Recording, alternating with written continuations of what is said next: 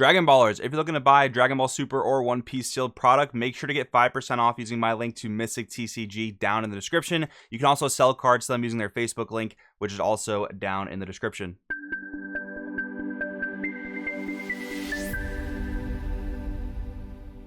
Yo, what's going on, One Piecers? Welcome back to another deck profile. This time, I'm here with my teammate Ryan, who took down the first ever large One Piece tournament in the United States. What is going on, bro? How's it going? Pretty good. How you feeling after taking second place at the biggest One Piece tournament to date? Feeling pretty good. Feeling pretty good. I'm excited to get some good practice under my belt before Treasure Cups. Do some good competitive reps and nice showing. So feel pretty good with the turnaround and excited for Treasure Cups coming up. Yeah, man, you've been grinding this game like crazy, so you definitely deserve it. I know you've been playing a lot of different decks, like pretty much all the different colors. So why did you end up picking Kid for the event? So I was between purple and green. I played a lot of purple, but the week leading up to the event, I was testing out green. And I was really 50-50 the morning of, so I kind of just went with my gut and went with green the day of, and ended up working out. I think that it was the right choice. I know that the local meta is pretty red heavy, and I felt like green was going to be a good choice into that field. And just something that I know behind the scenes, you played a fair amount of Odin as well. So just real quick, what do you think are like the pros and cons, like Odin versus Kid? Obviously, a lot of people think that Odin is just terrible. So what are your actual thoughts on it? Yeah, I think that Odin's leader effect is actually pretty strong. I think that I use Odin's leader effect far more often than I use Kid's. Like I find myself rarely activating Kid's effect. Sometimes I'd close up the game with it, where I find myself using Odin's effect to discard non-combable cards to gain advantage. I think the issue with Odin's cards is the powerful cards in the deck, like Kinemon. They're very targetable, so like Jet Pistol kills it, all the purple removal kills it. So it's just really easy to answer. So like it has a very powerful strategy, but it's just your opponent can answer that strategy very easily. So if it gets interrupted, you're kind of just sitting there. Where Kid plays around the 8-drop, which is a much safer, secure strategy. The card is much harder to deal with than Kinemon and all of the outs that Odin has, or all the strategies that Odin can produce. That really, the cards that shine in that deck are just easier to out than the cards that shine in Kid. Gotcha. Well, I'm sure a lot of people are going to be happy to know that Odin is not a completely terrible deck, at least as far as some high-profile players think. But anyways, let's get into the Kid main deck.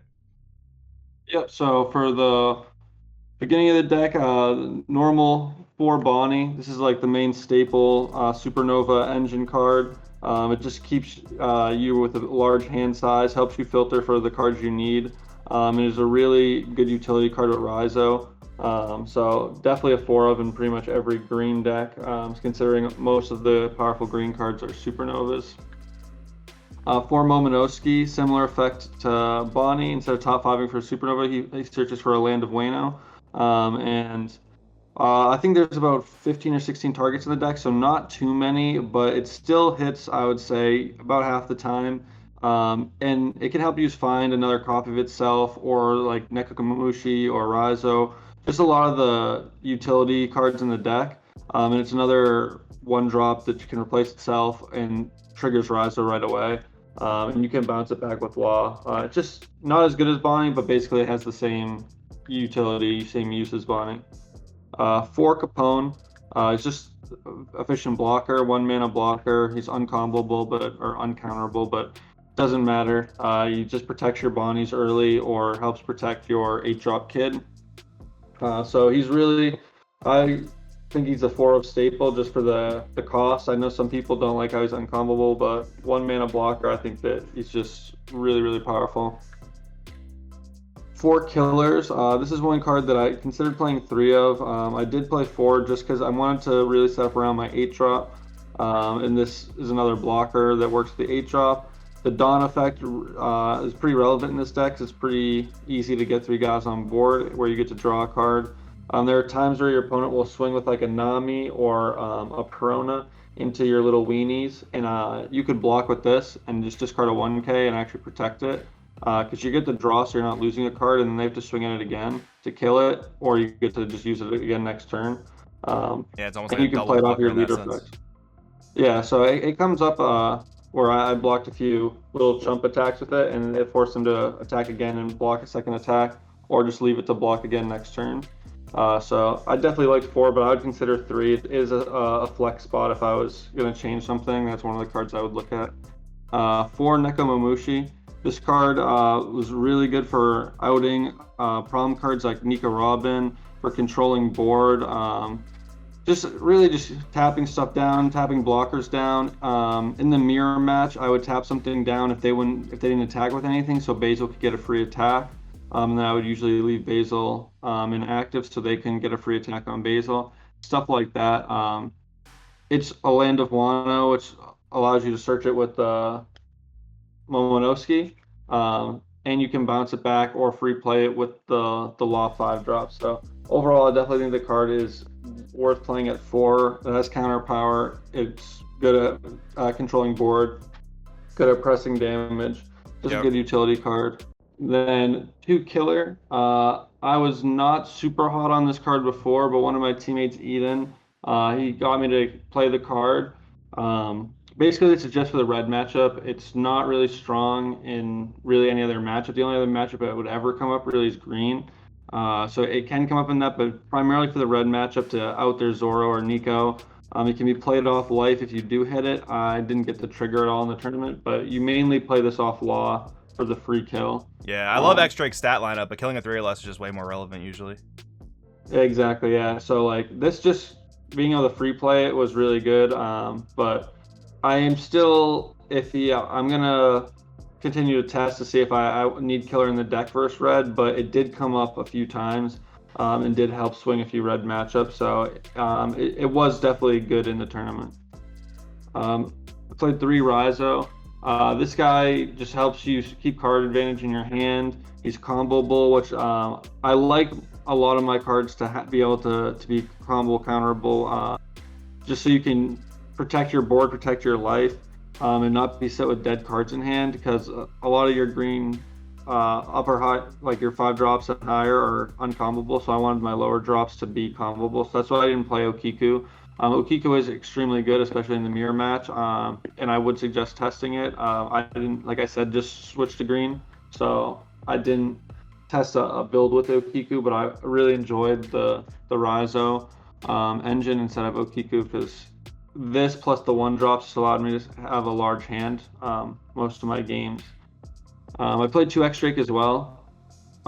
Pretty much for what you said earlier, he has a much better stat line than Killer. He's actually a 6k body. He's also good versus blue. He kills 4 drops, and blue plays a lot of 4 drops. And then he's good versus red. So this plus Killer I felt would really help swing my red matchup. There was one match in the tournament where I bonnied and found this versus red, and I at that point I literally felt like I'm just gonna stabilize off the back of this card. I'm gonna kill something, regain the board, and just swing momentum. And it's pretty much exactly what happened. It just helped me get back into the game, reclaim board, and then just swing the game from there. So I definitely liked playing 2, and again, it has counter power, which a lot of 5 drops in green don't. 2 Law. I was going back and forth with 3 of this, but basically due to room, I only played 2. But I do want to play a 3rd one, so this is something, I may go down to 3 Killer blocker and play 3 of this. I'm still toying around with that, just because this doesn't have the combo power and Killer does. But this is a really good utility card as well. You can bounce one of your 1 drops back and replay them in active, so you can use the Bonnie's effect again on Momonosuke again, or you can play like a Raizo or a Killer. You can play the Killer blocker. So it just allows you to play another blocker to defend your 8 drop, while also getting free energy, basically free Dawn usage, because you can turn 1 Dawn into a 3 Dawn. Yeah. Or get another Bonnie effect. I actually like 2 Law myself. I think 2's been pretty good. With the way the deck searches, you usually see 1 at least. Yeah, I definitely feel like 2 was fine, and it did feel good, but the card did overperform, I feel like, so I'm toying with 3, but it's just room is really tight, especially with X-Drake, and then this card, this is the guy. I have to play 3 Basil. Yeah, this is the guy. I know Daniel, who got first, he played 2 Basil. I think this card's too good in the mirror match, and with green being as good as it is, I just felt like I need to play 3 of this. Any deck that doesn't out this is just going to have a hard time, because this is going to really help control board. So like blue and purple have good outs for this, even red has jet pistol. But like if they don't draw their out, this card's a problem. And then green just doesn't have a good out for it, so that's why it's so good in the mirror match. That's why Ukiko is also good in the mirror match. If you leave this up, they can rest it with Ukiko and then kill it. So this card was extremely good in all the green matchups, which I think I played 2 or 3 mirrors. Uh, and even a few other matchups, it was either a threat that they had to answer or it put in a lot of work to control the board. So I definitely like 3 Basil. For more bombs, I played 3 7 drops. I know some people aren't as keen on this. Some people play 2 because it's not as good versus blue. My general thought is I'm just not going to cast it versus blue most of the time unless like they've already like double Mihawked or something. Getting a Dofied isn't great, but it's not the end of the world. Getting a Mihawked is awful. So I generally just don't play it versus blue. But the other matchups, it's really powerful, especially versus purple. They don't have an out to it. It's really good in the mirror match. You can pressure and then restand. So if they have the 8 drop and stuff, you can be swinging 8 at it, or put 300, swing 10 at it, whatever you need to do to pressure and then restand to protect your 8 drop.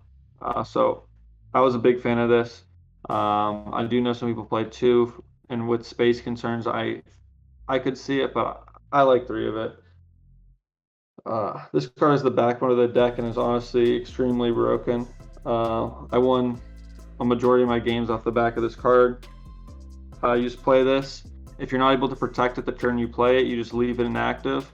And then if they're not going to kill you that turn, it doesn't matter. They could literally put you to 0 life. If you are able to activate this card's effect and protect it, they're never going to win the game. Like this card, it's swinging for 9 every turn, so it's able to answer board because you're swinging at stuff for large numbers or just pressure their life. And that with your leader effect allows you to pressure them, where if you're in situations where you can survive another like 2 turns because of your blockers in your hand, you can just go like 9 with this and like 9-9 or like 11-11 with this on your leader and just pressure them for multiple turns off the back of just protecting this, or like 7-7-9 and then use your rest of your dawn for blockers and stuff. Like it just allows you to do so much because you can just sit behind this and they can't do anything. If you have Rizo and Bonnie behind this, your hand just stays large because you're drawing one from your Bonnie and you're drawing one from Rizo every turn, while also putting on pressure with the Rizo swing and the kid swing. So this card is the key of the deck. I wouldn't play 4 just because it's uncombable and you can find it with Bonnie, but you do pretty much want to see it in every matchup. I don't think there's any matchup where I didn't want to see it. Even like red, which can Otama Jet Pistol it. I'm still going to play it and force them to spend 2 cards and 5 Dawn to answer it. And then if I have a second one, if they don't have a second Otama Jet Pistol, they're just in a really bad spot. So yeah, it's the best feeling when you play it in active mode and then they just put you to 0 life and now you have a whole hand just to defend it. It's the best feeling. Yeah, exactly. Like they feel like they need to like pressure you, but in reality, like now they're just making it hard to answer it. So it's really they're just in a bad spot regardless. And to round out the deck, I feel like all green decks should be playing this, but I play the 12 2Ks that are available. 4 Beppo, never play this guy ever, just a 2K.